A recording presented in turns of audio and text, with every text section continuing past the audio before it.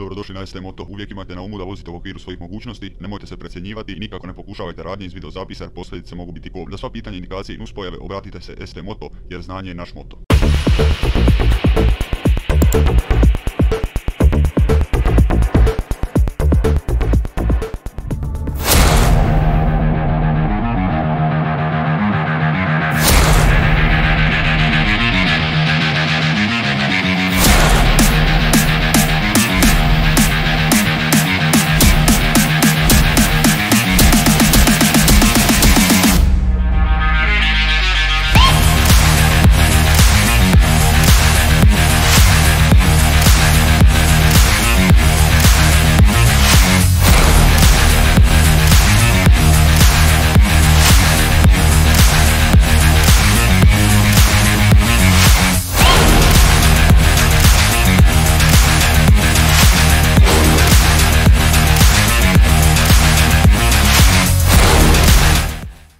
Dobar dan svima, dobrodošli na još jednu recenziju. Danas na repertoaru Honda CBR 600 FS, dakle sport model. Ovo slovo F što vidite tu, to je female, dakle motor za žene, samo se šalim. Sport verzija, dakle nije ona obična.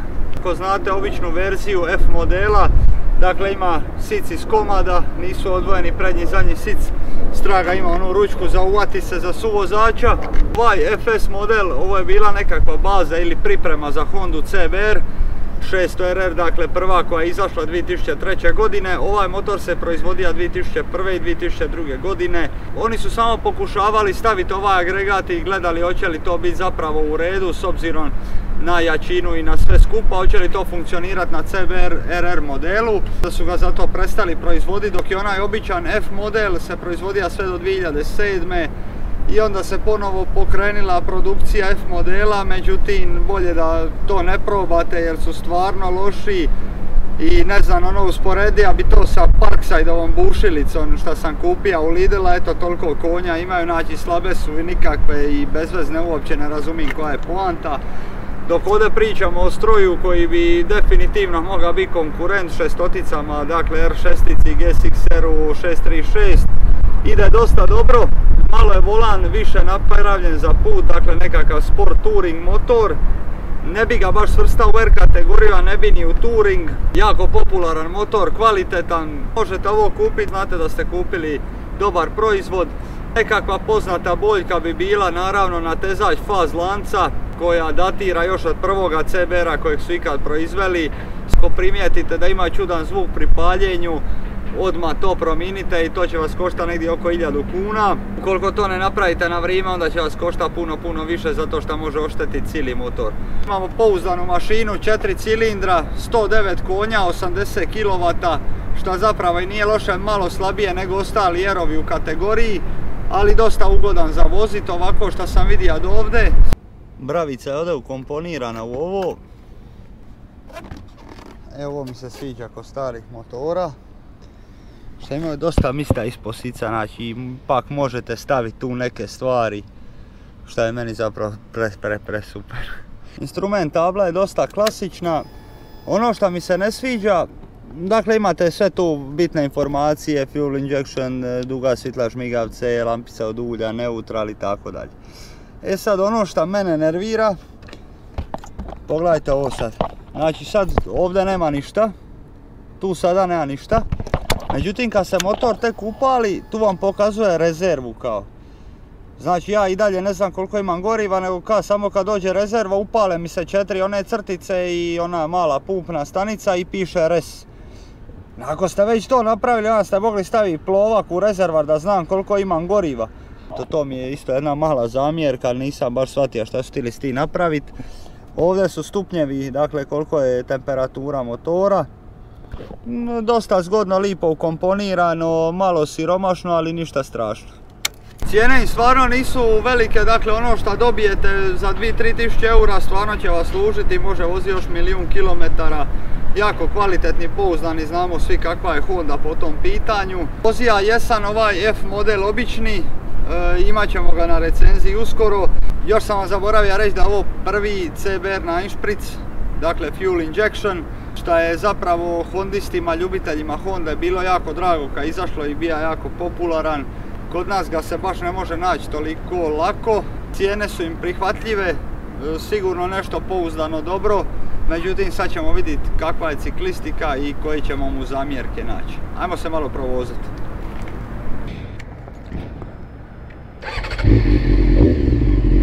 Nema tu greške, Hondica se pali dobro. Evo dakle da se vratimo u program. Dosta je lagan za upravljat, vozi se baš ko bicikla, tu nemam šta reći. Ovo je nekakav kao zamišljeni touring motor, međutim ovaj FS model, to je sport model, je nešto malo jači i sportski opremljen. Malo mi se ne sviđa ovdje što ima ovaj niski vizir, dosta je minijaturan motor. Ovako kad ga vidiš na parkingu reka bi ono da izgleda ko veliki motor, a zapravo uopće nije. Tako da mi je to ono dosta zanimljivo. Ovdje je dosta slab.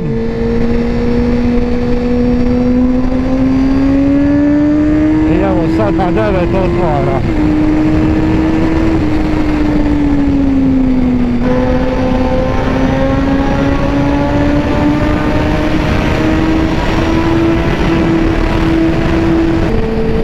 Zadnji amortizer mu je presportski, znači radi se o tome da je naštiman pretvrdo, znači tvornički, a kao jel išao bi u neku touring klasu, znači smatram da bi to trebalo biti malo mekše kako bi se mogla bolje i opuštenije voziti.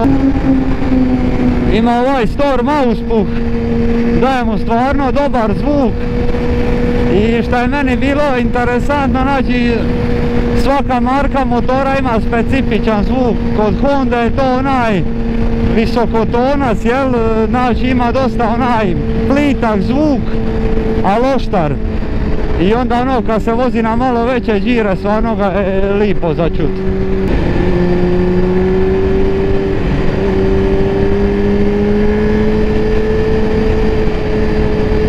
Ali se lipo vozi ovako po čošama, stvarno je lagana za upravljat. Može se ležat s njom koliko god. Što se tiče ovako ovih nekih generalnih detalja, dosta dobro napravljen motor. Nećete fali ako ga kupite, zato što ovo je jednostavno motor na kojem se nema šta radit ukoliko ga redovno održavate. Znači stvarno je dobar, pouzdan, lipo ide.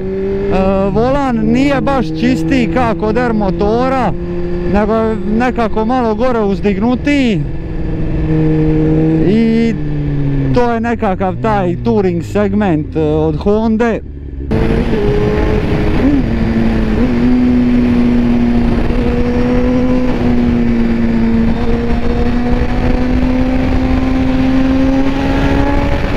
Lipo leži, ovo je malo kraće okuke.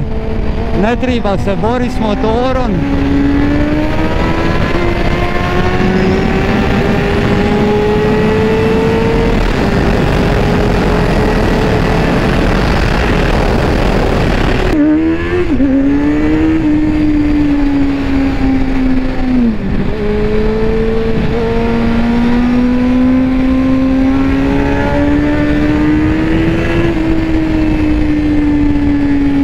Što se tiče položaja sidenja, nekako sic i rezervar mi govore nagni se naprijed, a volan mi govori suprotno, kao ostani uspravno. Ja sam sad malo zbunjen oko toga. Što se tiče njegovih konkurenata, ne bi baš rekao da ih ima, ali definitivno nije daleko po snazi, po performansama od šestotica, dakle tih godina Yamaha R6, Ninja 636 i GSX-R 600.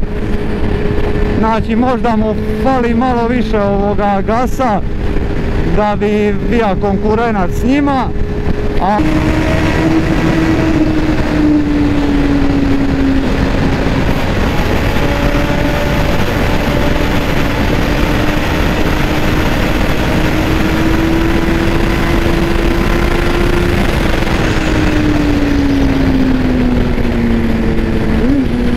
Ove kočnice su stvarno malo spužvaste.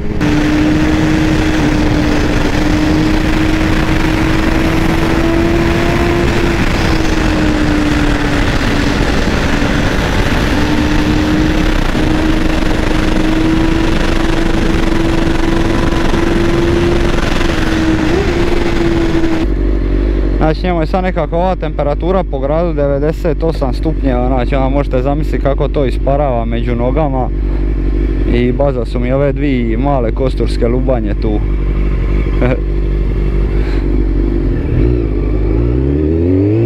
Ali da je težak za vozi po gradu nije, stvarno je lagan ko perce. Čak mi ovaj položaj za po gradu paše više nego na Eru zato što vam ne umara ruke. Ali opet sjedište mi je nekako pretvrdo i presportsko.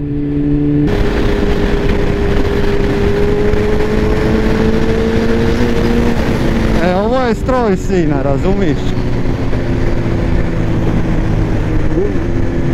Evo nam i GSX-era K4. Ovo je teški stroj.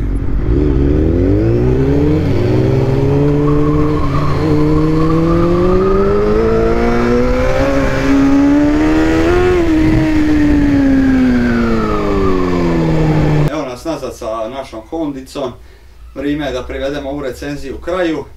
Ono što bi napomenio, dakle sad prilikom ocjenjivanja, ne mogu ga svrstati u sport touring motor jer to nije. Ne mogu ga svrstati ni u sport motor zato što nije ni sportski motor, znači to je nešto između, stoga je njegova ocjena unikatna. S tim da ovo kao šestotica, brza šestotica, definitivno bi preporučio nekome ko prelazi sa touring motora ili bi tija prići na R motor. Ovo je odlična odskočna daska zato što vam ne da onu živost koju ima R motor. I dalje živahnije od onog bilo čega što ste prije toga vozili, ali ne daje vam onu punu snagu i nije toliko opasno. Znači ja bih definitivno ovo preporučio ili za prvi R motor ili kad se prebacujete sa neke druge vrste motora na R motor. Ono što bi ja zamjerio ovome motoru, mali gabariti, znači meni na 1,90 m volan tuče u kolina što stvarno nije praktično, znači dosta je uzak ovdje, iako vam se parira rezervara ima komad, zapravo je dosta kratak motor. Zadnji amortizer pretvrd, znači presportski je namješten za ovu našu cestu, dakle zato mi se ne sviđa. Ovo je više nešto malo kao El Multipraktik, znači da možete otići negdje na put i da se možete malo brže provozat, ali ne stalno. S druge strane zamjerka udobnost, znači ako je već nekakav touring motor, to je sport touring motor, trebali su ostaviti oni sic, iako ovo izgleda puno bolje. Ona njihova poznata mana što se tiče od prvoga CBR-a kad su izumili dakle natezač faz lanca, to je jako velika mana. I mana je što se prestali proizvoditi 2002. godine i onda je 2003. godine došao CBR dakle na bazi ovoga motora. Kočnice isto tako, očekivao sam da će biti malo bolje, međutim dosta su spužvaste i treba se malo naviknuti na ovakve kočnice s obzirom na njegovu ciklistiku i brzinu ovoga motora. I zato mu dajem ocjenu 9, iako napominjem, dakle ovo je stvarno unikatan motor i poseban što se tiče performansi i namjene, zato ga baš ne mogu svrstati u nijednu od ovih klasa. Možete ući u R moto svijet za puno manje novaca. To bi bilo to za danas. Ako imate kakav prijedlog ili kritiku, ostavite to dole u komentaru, lajkajte, šerajte i subscribeajte i pomognite da ovaj kanal naraste šta veći, da imamo šta brutalnije motore i uskoro ćemo imati neke novitete. Vidimo se sljedeći put.